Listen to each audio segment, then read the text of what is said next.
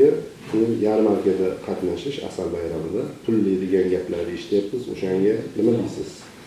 Ya bu bekorchi gaplarga ishonmasligidan so'rayman. Bu a'zolik badali bilan joyiga pul to'lamoqda degan narsa bu ikki xil narsa, bu noto'g'ri narsa.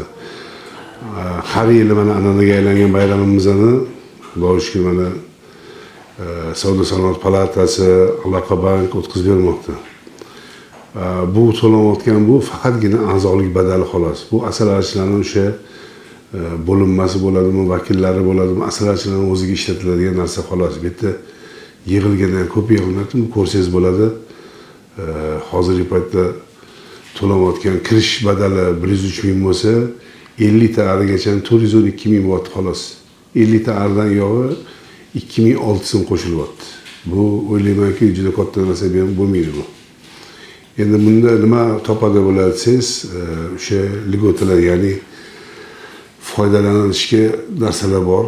Vaqtinchalik chiqish bo'ladi. Mana hozir Qirg'izistonni gaplashildi, Qozog'istonni gaplashilyapti.